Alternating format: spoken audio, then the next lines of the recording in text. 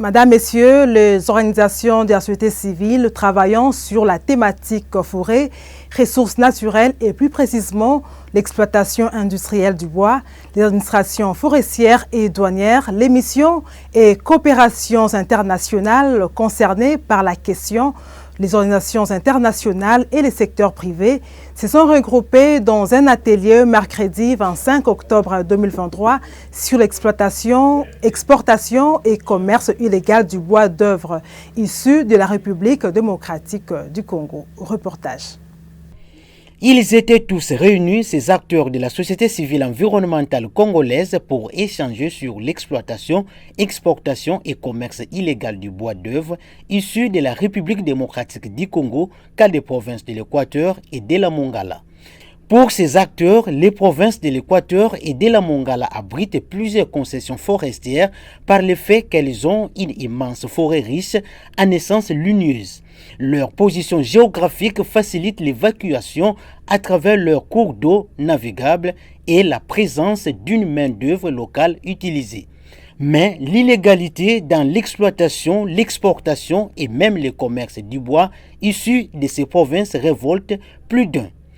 Maître Blaise Moundodossi est le coordonnateur de l'ONG Action pour la promotion et protection des peuples et espèces menacées qui a organisé cet atelier d'échange. Dans le rapport, il y a des faits qui viennent d'être présentés.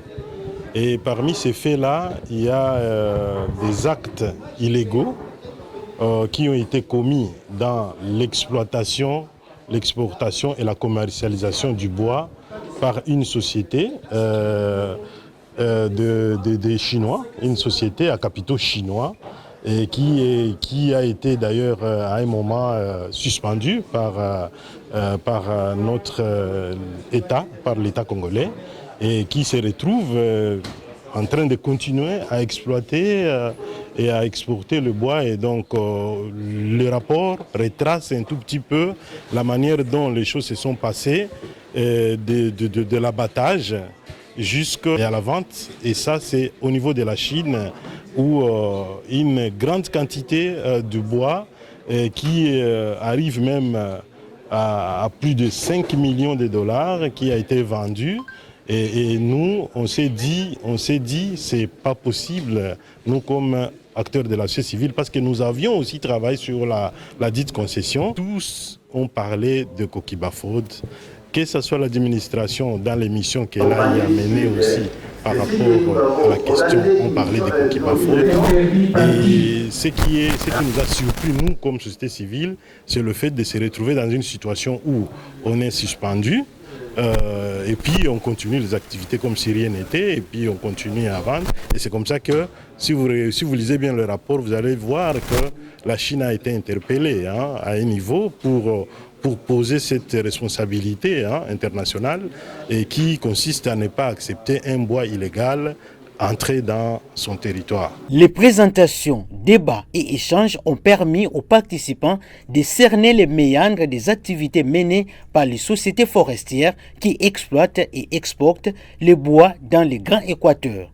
Au nombre de ces sociétés controversées, en quoi la société civile environnementale figure la société Kokiba Fraud 1 qui œuvre dans toute illégalité dans les provinces de l'Équateur et de la Mongala. Effectivement, il y a un problème. À suivre les exposés, des amis qui sont venus de l'intérieur et ceux qui sont sur le terrain, effectivement, on se rend compte qu'il y a un problème. Donc, il y a un grand travail à faire en termes d'accompagnement de ces entreprises forestières chinoises, parce que si on ne le fait pas, c'est tout le secteur qui sera éclaboussé. Mais il y a eu quand même des avancées, et ça vous l'avez suivi, et ça a été relevé par surtout les deux représentants qui sont venus de la Mongala et de l'Équateur. Mais il y a beaucoup de problèmes en ce qui concerne la légalité, c'est-à-dire la traçabilité du bois, le marquage du bois, au niveau même des pratiques en ce qui concerne l'exploitation forestière. Et je pense qu'on va travailler là-dessus pour amener nos amis chinois dans la bonne voie. Ce que je déplore, c'est l'absence même des accusés. Ils ne sont pas là et on ne peut pas aller trop loin. Mais voilà quoi. Bon, vous savez, il y a tendance aussi à l'exagération, dans ce sens que tout est noir là-bas, déforestation, corruption, tout ça. Mais ce sont des aspects sur lesquels on est en train de travailler. Et il faudrait aussi que nos amis relativisent les choses parce qu'on a tendance à se retrouver devant des attitudes tout à fait extrémistes, mais à la fin on vous dit non, il y a des bonnes écoles qui ont été construites, il y a ceci, il y a cela. Donc il faut dialoguer. L'objectif de cet atelier était de partager les informations sur ces cas de Kokiba Ford 1, présenter les actions du travail d'observation indépendante réalisées par les structures partenaires des terrains et formuler des recommandations pour mettre fin à ce commerce illégal du bois d'œuvre de la République démocratique du Congo. Parmi ces recommandations adressées entre autres au gouvernement congolais, sanctionner la société Kokiba Ford 1 par la suspension ou la révocation de la concession ainsi que toute autre société qui se trouverait dans une situation similaire, renforcer les contrôles des concessions forestières sur le terrain et au niveau des ports. Au gouvernement chinois de respecter ses engagements internationaux pour la protection des forêts, de la biodiversité et du climat en interdisant l'importation sur son territoire de bois issus de l'exploitation illégale. Nous avons documenté beaucoup de choses. Donc, Kokiba Ford ne respecte pas la loi du pays. Et sur ce, il est appuyé par certaines autorités du pays. Bon, au niveau des provinces et au niveau national, je ne peux pas citer les noms, mais c'est d'une manière générale qu'il est soutenu par les autorités provinciales tant que nationales. Il est vrai que dans le cadre de la vision de notre gouvernement, les ressources naturelles de ce pays seraient des produits qui peuvent donner une mobilisation sans faille de notre budget. Mais curieusement, c'est depuis des années où l'exploitation irrationnelle de ressources naturelles, et ici on a la question de l'exploitation de notre forêt, donc l'exploitation forestière, c'est fait dans notre pays, mais par moment, dans la caisse de l'État, il n'y a pas assez d'argent qui puisse donner un tonus pour ces pays.